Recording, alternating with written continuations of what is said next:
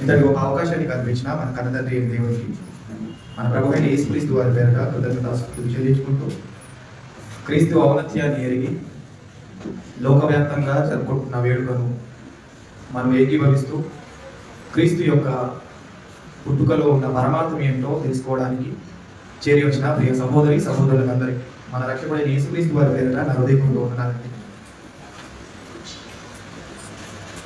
ఇందాక చదివిన వాక్య భాగంలో అక్కడ చాలా ప్రాముఖ్యమైన విషయాలను మనకు తెలియజేయాలి. లూకా సువార్త 2వ అధ్యాయం. లూకా సువార్త 2వ అధ్యాయం. ప్రభు అయిన యేసుక్రీస్తు వారు ఆయన ఈ లోకమునకు ప్రవేశించే ఆ గొప్ప సంఘటన, అలాగే ఆయన ఈ లోకమునకు ప్రవేశించడానికి గల కారణం 2వ అధ్యాయము 10-11 వచనాలలో మనం తెలియజేస్తున్న విషయాన్ని మనం గమనిద్దాం. అయితే ఆ దూత భయపడబోయి, ఇదిగో ప్రజలందరికీ కలుగబోవు మహా సంతోషకరమైన సువర్తమానము నేను మీకు తెలియజేయుచున్నాను. దావీదు పట్టణమందు నేడు రక్షకుడు మీ కొరకు పుట్టి ఉన్నాడు, ఈయన ప్రభు అయిన క్రీస్తే. ఇక్కడ ప్రజలందరికీ కలగబోవు సంతోషకరమైన సువర్తమానము, ప్రజలందరికీ సంతోషకరమైన ఒక సువర్తమానం ఏంటి అంటే మీ కొరకు రక్షకుడు పుట్టబోతున్నాడు. అయితే ప్రజలందరికీ సంతోషకరమైనది అంటున్నారు. ఇక్కడ ఏంటి ఆ సంతోషం? ఆయన పుట్టిన రోజును జరుపుకోవడం సంతోషమా? దాన్ని ఘనంగా జరపడం సంతోషమా? లేదంటే ఈ సంవత్సరం ఈ విధంగా చేసాము, వచ్చే సంవత్సరం ఇంకా ఘనంగా చేద్దాము అనే సంతోషమా? ఈ లోకం అనుకున్నట్టుగా, ఈ లోకం భావిస్తున్నట్టుగా సత్యవాక్యాన్ని చేపట్టిన మనము ఆ విధంగా భావించడం అది ఏమాత్రం కూడా భావ్యం కాదు. 10వ వచనంలో మనకు తెలియజేస్తున్న మాట మనం చాలా ఆలోచించవలసిన మాట. ఇదిగో ప్రజలందరికీ కలగబోవు మహా సంతోషకరమైన సువర్తమానము నేను మీకు తెలియజేయుచున్నాను. ప్రజలందరికీ సంతోషకరమైనది అంటున్నాను. ప్రజలందరికీ సంతోషకరంగా ఉండేది ఏంటి? ప్రజలందరికీ సంతోషకరంగా ఉండేది ఏంటి? మనము ప్రాబ్లంలో ఉన్నా, కష్టాల్లో ఉన్నా, కదా ఇబ్బందుల్లో ఉన్నా ఆ పండుగను జరుపుకోవడం, ఆయన పుట్టాడు కదా అనేసి ఈరోజు చాలామంది ఎన్ని ఇబ్బందుల్లో ఉన్నా ఈ రోజును ఘనంగా జరుపుకోవాలి అనే ఒక ఆలోచనతో ఉండేవారు చాలామంది ఉన్నారు.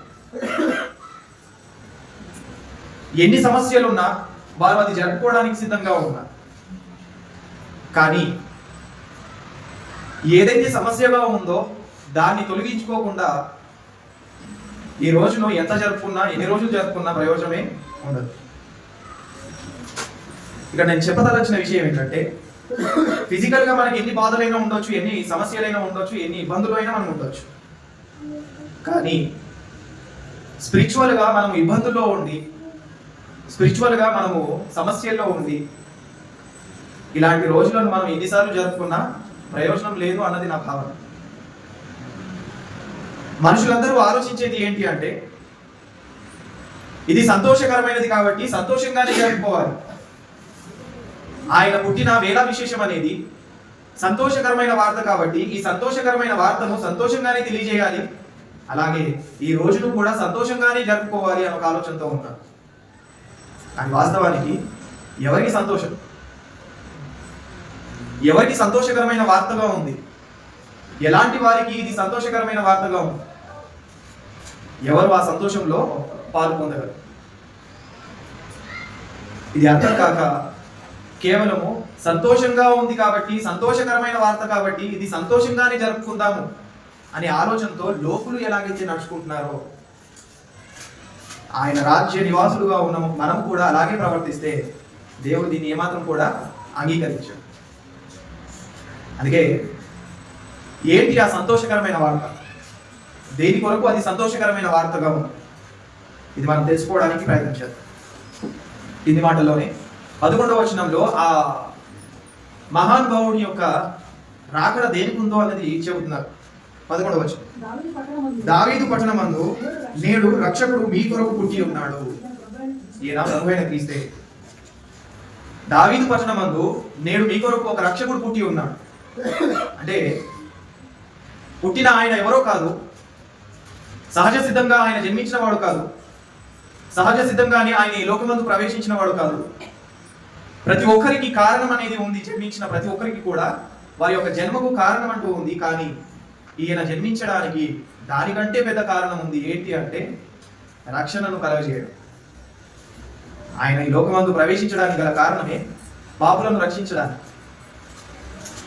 సంతోషకరమైన వార్త ఎవరికి అని మనం ఆలోచిస్తే, ఎవరైతే పాపంలో ఉన్నారో ఆ పాపంలో నుండి పరిశుద్ధతను సంపాదించుకోవడానికి గొప్ప సంతోషకరమైన వార్త మన ప్రభు అయిన యేసుక్రీస్తు వారు జన్మించారు అన్న వార్త. అయితే ఆయన కన్యక గర్భమందు ఎప్పుడో ఆయన జన్మించాడు, ఎప్పుడో ఆయన పుట్టినవాడు. కానీ వాస్తవానికి ఆయన అంతకు ముందే ఉన్నవాడు. శరీరధారిగా ఆయన భూమి మీదకి వచ్చాడు అంతే, కానీ అంతకు ముందే ఆయన ఉన్నవాడు. అయితే ఉన్నవాడైన ఆ దేవుడు శరీరధారిగా భూమి మీదకి రావడానికి గల కారణం ఏంటంటే, ఎవరైతే పాపంలో ఉన్నారో ఆ పాపపు ఊబిలో నుండి వారిని రక్షించి పరిశుద్ధులుగా చేయడానికి, దేవుని యొక్క సంకల్పంలో వారందరినీ కూడా భాగస్థులుగా చేయడానికి. మత్తయి సువార్త మొదటి అధ్యాయము 21వ వచనంలో మనకు తెలియజేస్తున్న మాట ఒకసారి మనం జాగ్రత్తగా ఆమె ఒక కుమారుని కనును తన ప్రజలను వారి పాపంలో నుండి ఆయనే రక్షించును గనుక ఆయనకు యేసు అను పేరు పెట్టుదు అని. యేసు అన్న పేరుకు అర్థమే రక్షకుడు. ఆయన పేరులోనే ఉన్నది ఏంటి అంటే రక్షణను కలగజేయడు. యేసు అన్న పేరే ఎలాంటి నామము అంటే ఒక గొప్ప కర్తవ్యాన్ని కలగజేసే నామం. ఇంగ్లీష్లో ఫంక్షనింగ్ నేమ్ అంటారు దాన్ని, ఫంక్షనల్ నేమ్. ఆయన ఒక కర్తవ్యాన్ని జరిగించే నామాన్ని ఆయన పెట్టుకున్నారు. ఆ నామం కలిగిన ఆయన ప్రతి ఒక్కరికి కూడా రక్షణను కలగజేశారు.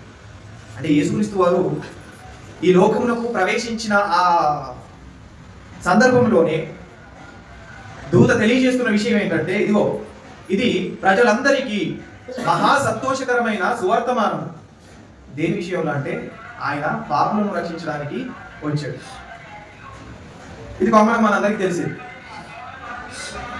ఇవి కాక ఎన్నో రీజన్స్ మనకు ఉన్నాయి. ఇవి కాక ఎన్నో సంతోషకరమైన వార్తలు మనకు ఉన్నాయి. ఆయన వచ్చిన ఆ వేళ విశేషంలో మనకు సంతోషకరంగా ఎన్నో కలగజేయడానికి ఆయన వచ్చాడు. మనల్ని ఇబ్బందులు పెట్టడానికి ఆయన రాలేదు, ఇబ్బందుల్లో ఉన్నవారిని విడిపించడానికి వచ్చాడు. అదే మత్తయి సువార్త 8వ అధ్యాయము 25వ వచనాన్ని ఒకసారి మనం ఆలోచిస్తే, మత్తయి సువార్త 8వ అధ్యాయము 25వ వచనం, వారు ఆయన యొద్దకు వచ్చి ప్రభువా నశించిపోవచ్చున్న మమ్మల్ని రక్షించుమని చెప్పి ఆయనను లేపిరి. అందుకు ఆయన అల్ప విశ్వాసులారా ఎందుకు భయపడుచున్నారని వారితో చెప్పి లేచి గాలిని సముద్రమును గద్దింపగా మిక్కిలి నిమ్మలమాయెను. చాలా ఇక్కడ సందర్భం ఏంటి అంటే, వీరు ప్రయాణం చేస్తున్నారు సముద్రంలో. అదే సమయంలో వచ్చిన తుఫాను ఆ గాలికి అలలకు భయపడి యేసుక్రీస్తు వారిని లేపుతున్నారు. అయితే ఈ 25వ వచనంలో మనకు తెలియజేస్తున్న విషయం ఏంటంటే, వారు ఆయన యొద్దకు వచ్చి ప్రభువా నశించుచున్నాము మమ్మను రక్షించమని చెప్పి ఆయనను లేపారు. ఈ సందర్భంలో వారికి అర్థమైన విషయం ఏంటంటే, మనలను రక్షించేవాడు ఈయన తప్పితే ఇంకెవరు కూడా లేరు. అందుకే ఆకాశపు వైపు కనులెత్తి దేవుడా మమ్మల్ని రక్షించండి అనలేదు వారు. దేవుడుగా ఉన్న ఈయనే మన పక్కన ఉన్నాడు, మనకి ఇంకెందుకు ఎవరినో అడగడు అనేసి డైరెక్ట్గా ఎవరి దగ్గరికి వెళ్ళారు వారు? యేసుక్రీస్తు వాళ్ళ దగ్గరికి వెళ్ళారు. ప్రభువా మేము నశించుతున్నాము, మమ్మల్ని రక్షించండి. ఆ టైంలో ఈయన కూడా వారిలాగా శరీరధారుడే కదా. ఆ టైంలో వీరు ఎలాగైతే మనుషులుగా ఉన్నారో ఆయన కూడా మనుషుడిగానే ఉన్నాడు. కానీ ఆయన దగ్గరికి వెళ్ళి అడగడానికి గల కారణం ఏంటంటే, వీరికి అర్థమైనది ఈయన తప్పితే ఇంకెవరు కూడా రక్షించలేరు. నాశనకరమైన పరిస్థితిలో నుండి క్షేమకరమైన పరిస్థితిలోనికి తీసుకొని వచ్చే నాథుడు ఈయనే. మరణకరమైన ఆ స్థితిలో నుండి జీవము గల ఆ స్థితిలోనికి నడిపించేవాడు ఈయనే. ఈయన తప్పితే ఇంకెవరు కూడా రక్షించలేరు. అంటే వారికి అర్థమైనది అది. ఈరోజు మనకేమర్థమైనదో మనల్ని మనం ప్రశ్నించుకోవాలి. ఆయన నిజంగానే రక్షకుడు అని భావించిన మనము ఆయన రక్షణలో ఉండకపోతే మనము ఇలాంటి పండుగలు కానివ్వండి, ఇలాంటి వాతావరణంలో ఎన్నిసార్లు మనం ఉన్నా ప్రయోజనం ఉండదు. ఆయన రావడానికి గల కారణమే నశించిపోయిన వారిని వెతికి రక్షించడానికి ఆయన ఈ లోకములకు ప్రవేశించాడు. పాపులను రక్షించడానికి వచ్చాడు. నాశనకరమైన స్థితిలో ఉన్న వారిని ఆయన వెతికి రక్షించడానికి వచ్చాడు. ఆయన రావడానికి ముఖ్య కారణమే ప్రజలందరికీ కూడా రక్షణను కలగజేయడానికి. రోమీయులకు రాసిన పత్రిక 5వ అధ్యాయం 9వ వచనంలో ఆయన ఈ లోకములకు ప్రవేశించిన ఆ కారణం ఏంటో, అలాగే ఆ సంతోషకరమైన సువార్తమానం అనేది ఏ విధంగా ఉందో మనకు తెలియజేస్తారు. కాబట్టి 5వ అధ్యాయము 9వ వచనం, కాబట్టి ఆయన రక్తము వలన ఇప్పుడు నీతిమంతులుగా తీర్చబడి మరింత నిశ్చయముగా ఆయన ద్వారా ఉగ్రత నుండి రక్షింపబడుతుము. ఏంటంట? ఆయన ద్వారా మనం దేన్ని తప్పించుకుంటామంట? ఉగ్రతను మనం తప్పించుకుంటాం, ప్రమాదాన్ని మనం తప్పించుకుంటాం. అండ్ ప్రమాదంలో నుండి తప్పించుకునే ఒక గొప్ప ఆపర్చునిటీ మనకు వస్తుంది అంటే, ఒక గొప్ప అవకాశం మనకు వస్తుంది అంటే అది సంతోషకరమైన వార్తనా లేదంటే బాధకరమైన వార్తనా? అండ్ మనము ఒక ఉగ్రతలో ఉన్నాము, ఆ ఉగ్రతలో నుండి తప్పించుకునే అవకాశము ఇప్పుడు ప్రభు అయిన యేసుక్రీస్తు ద్వారా మనకు వస్తుంది. అది సంతోషమా బాధనా? సంతోషమే కదా. నాశనకరమైన స్థితిలో ఉన్న మనము క్షేమకరమైన ఆ స్థితిలోనికి నడిపించి గొప్ప కర్తవ్యాన్ని ఆయన చేపట్టాడు. ఆ అవకాశం ఆయన ద్వారానే ఉంది. అది సంతోషకరమైన వార్తనే కదా. మనకందరికీ ఒక సంతోషకరమైన వాతావరణంలోనికి ఆయన నడిపించడానికి శరీరధారిగా భూమి మీదకి వచ్చాడు. అందులో ఒక రీజన్ పాపులను ఆయన రక్షించడానికి వచ్చాడు. మరొక రీజన్ ఎవరైతే నాశనకరమైన స్థితిలో ఉన్నారో వారు క్షేమకరమైన స్థితిలోనికి రావాలి అనే ఒక ఆలోచనతో ఆయన ఈ లోకంలోకి ప్రవేశించాడు. అలాగే ఉగ్రతలో నుండి మనం తప్పించుకోవడానికి ఆయన ఈ లోకంలోకి ప్రవేశించాడు. తిమోతి గారికి రాసిన 2వ పత్రిక 4వ అధ్యాయము 14 నుండి అక్కడ వ్రాయబడిన వచనాలను మనం ఒకసారి జాగ్రత్తగా ఆలోచిస్తే, తిమోతి గారికి రాసిన 2వ పత్రిక 4వ అధ్యాయము 14వ వచనం, ఇక్కడ 18వ వచనంలో అక్కడ ఒక సందర్భాన్ని ఆయన 14వ వచనం నుండి వివరిస్తూ 18వ వచనంలో మనకు తెలియజేసిన విషయం ఏంటంటే, ప్రభువు ప్రతి దుష్కార్యం నుండి నన్ను తప్పించి తన పరలోక రాజ్యమునకు చేర్చునట్లు నన్ను రక్షించును. ప్రతి దుష్కార్యం నుండి మనము తప్పింపబడాలి, మనం రక్షణ గల వారిగా ఉండాలి అని ఒక ఆలోచనతో ప్రభు అయిన యేసుక్రీస్తు వారు ఈ లోకమునకు ప్రవేశించారు కదా. మనం చేసే క్రియలు అన్నీ కూడా దేవుడికి నచ్చే విధంగా ఉంటాయి అనుకుంటే పొరపాటు. మనం చేసే ప్రతి క్రియ దేవుడికి నచ్చుతుంది అనుకుంటే పొరపాటు. మనం చేసే క్రియ దేవుడికి నచ్చాలి అంటే ప్రభు యొక్క సపోర్ట్ మనకు అవసరం, ఆయన కాపుదల మనకు అవసరం, ఆయన రక్షణ మనకు అవసరం. అప్పుడే మనం చేసే ప్రతిక్రియ దేవుడికి నచ్చే విధంగా ఉంటుంది. ప్రతి దుష్కార్యంలో నుండి ఆయన మనల్ని తప్పించే గొప్ప అవకాశాన్ని కల్పించాడు. అందుకే మన క్రియలు సరిగ్గా ఉండడానికి ఆయన బ్రతికి చూపించాడు. ఆయన శరీరధారిగా భూమి మీదకి రావడానికి గల కారణమే ఈ శరీరాన్ని మనము ఆయన కొరకు అనగా దేవుని కొరకు ఎలా ఉపయోగించాలో అని నేర్పించడానికి వచ్చిన వాడు ఆయన నడుచుకున్నట్టుగా మనం నడుచుకోలేదు అంటే ప్రభు అయిన యేసుక్రీస్తు వారిని మనము స్తుతించిన వారు కాదు, అలాగే ఆయన ఎదుట సాగిలపడే వారు కూడా కాదు. ఇక్కడ ఆజ్ఞ ఏంటంటే, ఆయన గురించి తెలియజేయబడిన ప్రవచనం ఏంటంటే ప్రతి ఒక్కరు కూడా ఆయన ఎదుట సాగిలపడాలి, అలాగే ఆయనను స్తుతించేవారిగా ఉండాలి. ఆయనను స్తుతిస్తారు అని ముందుగానే ప్రవచనం తెలియజేయబడింది. అలా మనం స్తుతించేవారిగా ఉండాలి. ప్రతి విషయంలో, ప్రతి దుష్కార్య విషయంలో ఆయన మనల్ని తప్పిస్తూ రక్షణ మార్గంలో మనల్ని ఉంచడానికి ఆయన సిద్ధంగా ఉంటారు. కానీ ఆ రక్షణ మార్గంలో నిలవడానికి సిద్ధంగా ఉండనిది ఎవరు అంటే మన క్రియలు దేవుడికి నచ్చుతాయి అనుకుంటే పొరపాటు. దేవుడికి అన్ని క్రియలు నచ్చేవిగా ఉండవు. యేసుక్రీస్తు వారు చేసిన క్రియలు దేవుడికి చాలా అంటే చాలా ప్రీతికరంగా కనిపించాయి. కారణం ఏంటంటే ఆయన పరిశుద్ధమైన ఆలోచనతో ప్రతి క్రియను జరిగించాడు. ఆయన క్రియల్లో కానివ్వండి, ఆయన ఆలోచనలో కానివ్వండి, ఆయన తత్వంలో కానివ్వండి, ఎక్కడ కూడా ఆయన పొరపాటు చేసిన వాడు కాదు. అందుకే ఏది నా ప్రియ కుమారుడు ఈ నేను ఆనందించుతున్నాను అని అంత గొప్పగా చెప్పడానికి గల కారణం ఏంటంటే ఆయన క్రియలలో పర్ఫెక్ట్గా ఉన్నవాడు, ఆయన ఆలోచనలో పర్ఫెక్ట్గా ఉన్నవాడు, ప్రవర్తనలో పర్ఫెక్ట్గా ఉన్నవాడు. అలా మనం కూడా ఉండడానికి ఆయన ఈ లోకంలోకి ప్రవేశించాడు. అలా మనం నడుచుకోలేదు అంటే ఆయన అంగీకరించిన వారు కాదు, ఆయన రక్షణలో ఉన్నవారు కూడా కాదు. ఆ సంతోషకరమైన సువర్తమానం ఉంది, ఆ సువర్తమానంలో మనము ఉండే అవకాశం మనకు. కాబట్టి యేసుక్రీస్తు వారు ఈ లోకంలో ప్రవేశించడానికి గల కారణమే మనం ప్రతి దుష్కార్యంలో నుండి తప్పించుకోవడానికి, మనల్ని తప్పించడానికి, గైడ్ చేయడానికి ఆయన వచ్చినవాడు. తప్పిపోయిన ఆ గొర్రె పిల్లలను కూర్చి ఆయన ఎంతగా చింతించాడు, ఎంతగా బాధపడ్డాడు కదా. దాన్ని ఎలాగైతే వెలికి తీసుకొని వచ్చి ఆ మిగతా గొర్రెలతో కలిపాడు తండ్రి అయిన దేవుని యొక్క చిత్తాన్ని నెరవేర్చడానికి ఆయన పడిన కష్టం చిన్నది కాదు. తండ్రి చిత్తాన్ని నెరవేర్చడానికి మన పట్ల ఆయన తీసుకున్న నిర్ణయాలు సహజ సిద్ధంగా ఉన్న నిర్ణయాలు కాదు.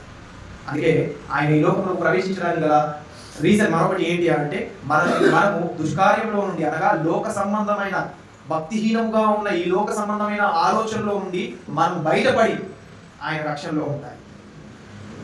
పౌలు గారికి ఇతరుల వలన జరిగిన ఆ ప్రమాదము, అందులో నుండి నన్ను రక్షించినది ఎవరు అని ఆయన సాక్ష్యం చెప్పుకుంటున్నారు.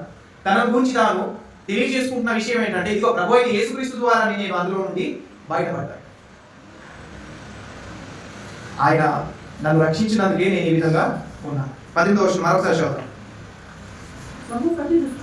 ప్రభు ప్రతి దుష్కార్యము నుండి నన్ను తప్పించి తన పరలోక రాజ్యములకు చేరునట్లు నన్ను రక్షించును. కదండి, ఎక్కడికి చేరుకోవడానికి? మనం పరలోక రాజ్యంలోనికి చేరుకోవడానికి ప్రతి దుష్కార్యంలో నుండి మనల్ని తప్పిస్తున్నాడు. తప్పించడానికి ఆయన సిద్ధంగా ఉన్నాడు, తప్పించుకోవడానికి మనం సిద్ధంగా ఉన్నామా? ఇక్కడ విషయం ఏంటంటే, పాపంలో నుండి తప్పించడానికి, ప్రతి దుష్కార్యంలో నుండి తప్పించడానికి ఆయన వస్తే ఆయన నుండి తప్పించుకొని మనం తిరుగు ఏంటి? పాపంలో నుండి, దుష్కార్యంలో నుండి తప్పించడానికి ఆయన ఈ లోకంలోకి ప్రవేశిస్తే ఆయనను తప్పించుకొని మనం ఏం చేస్తున్నాం? ఈ లోకంలో పడి తిరుగుతున్నాం కదా. ఇలా లోకంలో మనం తిరుగుతున్నాము, లోకాలోచనలో మనం ఉండిపోయాము అంటే ఆయనను రక్షకుడిగా మనం అంగీకరించిన వాడిగా లేదు. అందుకే చాలా విషయాల్లో మనం పొరపాటు పడుతున్నాము, ఎన్నో విషయాల్లో మనం వెనకబడి ఉన్నాము. క్రీస్తు ఔన్నత్యాన్ని ఎరిగిన తర్వాత కూడా అదే పొరపాటు చేసిన వారు అయితే ఆయన మన కొరకు ప్రాణం పెట్టిన ఆ ప్రాణ త్యాగానికి కూడా మనం విలువ కట్టిన వారిగా లేవు. వాస్తవానికి ఆయన మన కొరకు ఆ చేసిన త్యాగానికి అసలు వెలకట్టలేము, విలువ కట్టలేము. కానీ ఆయన మరణించిన దానికి కూడా మనము వాల్యూ ఇవ్వట్లేదు. అందుకే మన ఇష్టానికి మనము ప్రవర్తిస్తున్నాం. అందుకు కాదు కదా ఆయన ఈ లోకంలోకి ప్రవేశించింది. ఒక సంతోషకరమైన వాతావరణంలోనికి మనం నడిపించాలన్న ఒక ఆలోచనతో ఆయన వచ్చాడు. ఆయన రావడమే ఒక సంతోషకరమైన వార్త అయితే మనం అందరం కూడా సంతోషంలో ఉండాలని కోరుకున్నాడు ఆయన.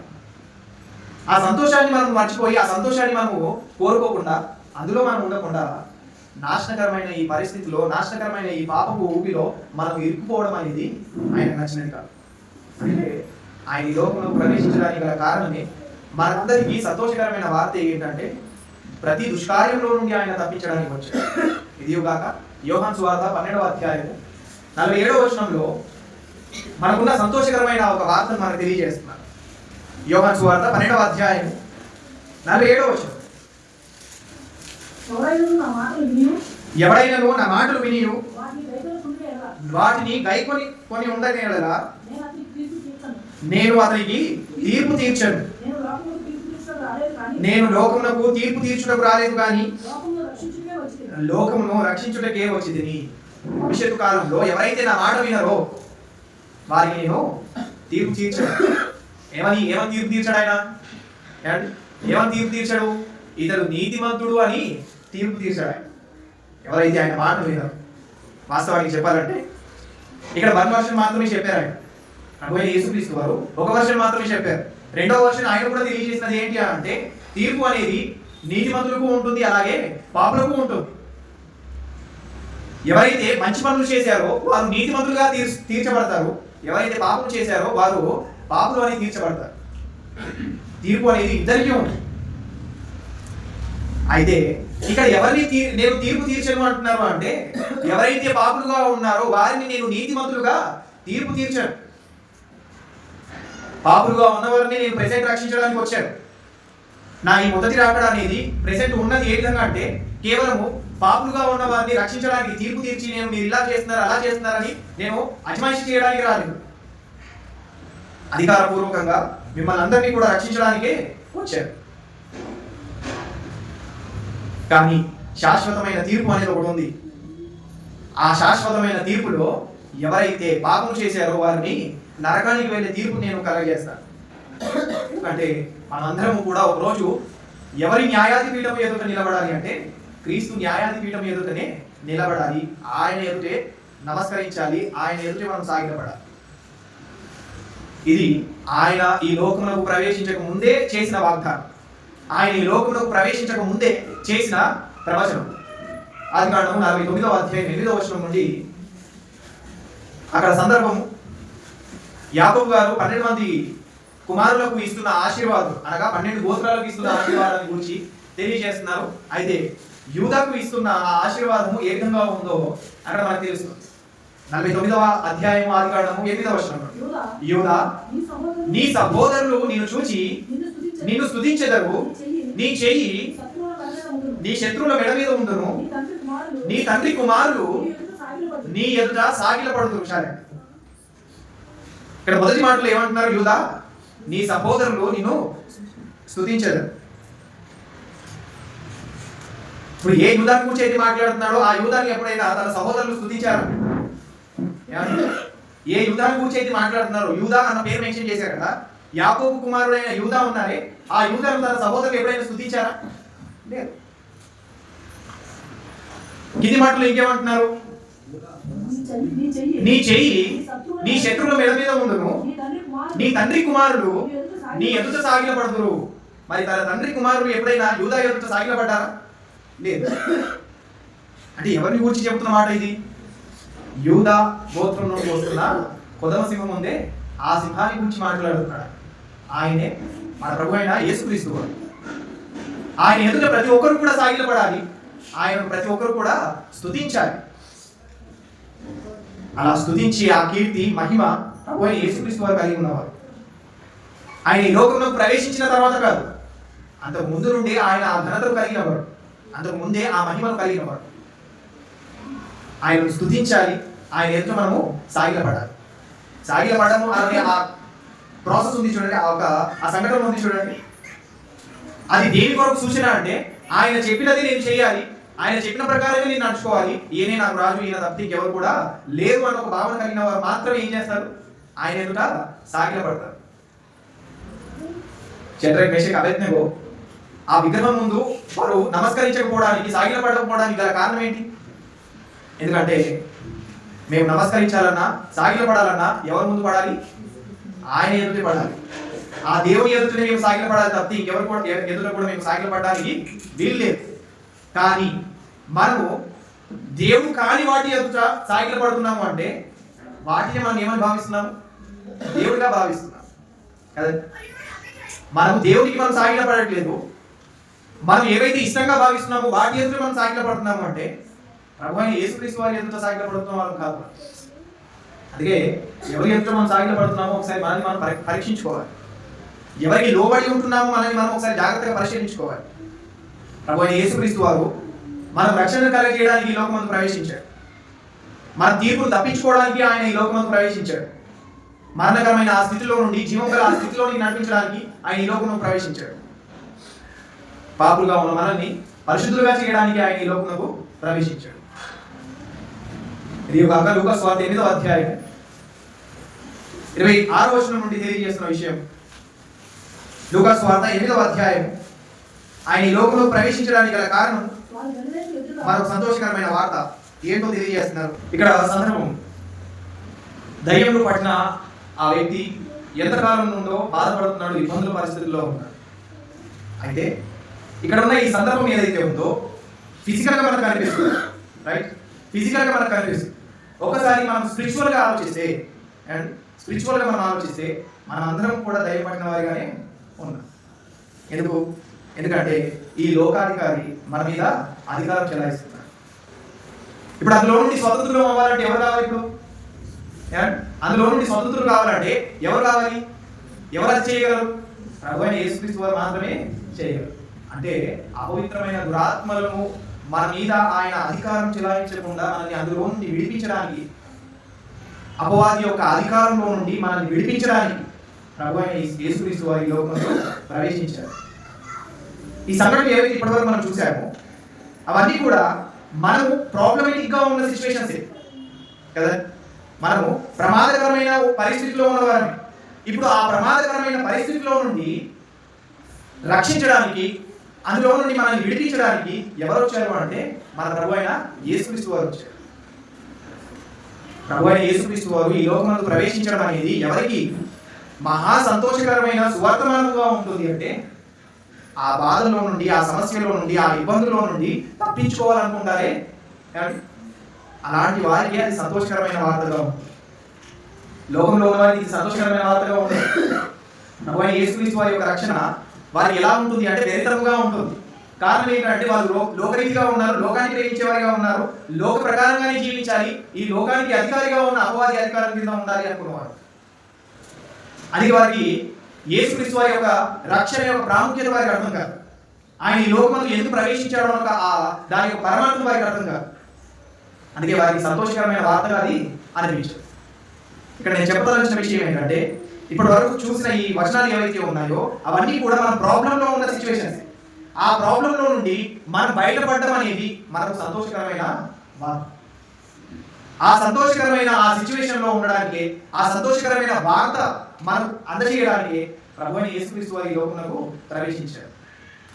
సంతోషం అనేది మనం పండుగలను జరుపుకోవడం బట్టి రాదు, క్రొత్త బట్టలను వేసుకోవడం బట్టి రాదు, లేక 10 మందితో కూర్చొని భోజనం చేసినంత మాత్రాన ఆ సంతోషం మనకు వచ్చేది కాదు.